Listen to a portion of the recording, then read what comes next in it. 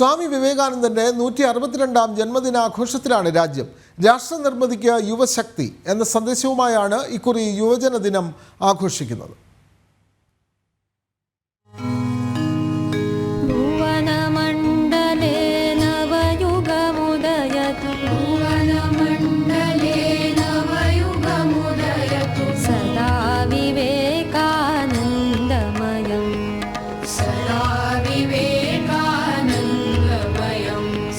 ചെന്നെത്തുന്നത് എവിടെയുമാകട്ടെ സത്യത്തെ തന്നെ പിന്തുടരുക, ഭീരുത്വവും കാപട്യവും ദൂരെ കളയുക.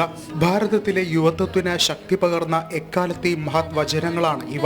അത് പകർന്നതാകട്ടെ സ്വാമി വിവേകാനന്ദൻ. നിസ്സരായ സഹജീവികളെ ഓർത്ത് കണ്ണീരൊഴുക്കിയ മനുഷ്യസ്നേഹി, നിസ്സംഗ മനസ്സുകളോട് ഉയർത്തെഴുന്നേൽക്കാൻ കൽപ്പിച്ച വിപ്ലവകാരി, നവഭാരതത്തിന്റെ ആത്മീയ ആചാര്യൻ, വിശ്വമാനവികതയുടെ ആൾരൂപം. ഇതിനെല്ലാം ഒറ്റ ഉത്തരമേയുള്ളൂ, അതാണ് സ്വാമി വിവേകാനന്ദൻ.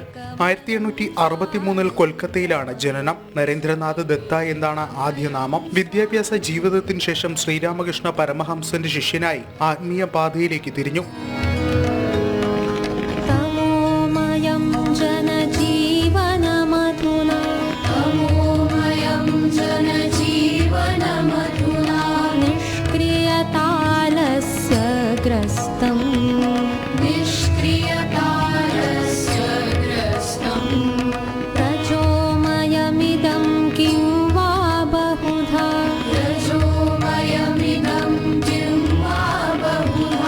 രാജ്യത്തെ യുവതയെ പ്രസംഗങ്ങൾ കൊണ്ടും പ്രബോധനങ്ങൾ കൊണ്ടും സ്വാധീനിച്ച വിവേകാനന്ദന്റെ ജന്മദിനം ദേശീയ യുവജന ദിനമായാണ് ഭാരതം ആഘോഷിക്കുന്നത്.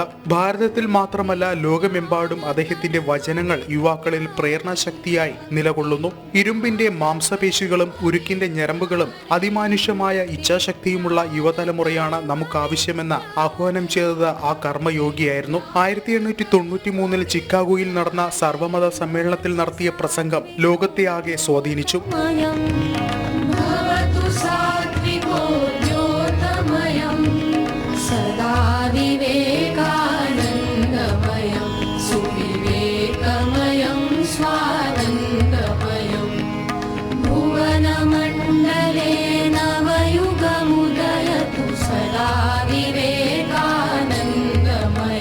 യുവാക്കളെ മാറ്റത്തിന്റെ വാഹകരായി കണ്ടുകൊണ്ടാണ് സ്വാമിജി എക്കാലവും സംസാരിച്ചത്.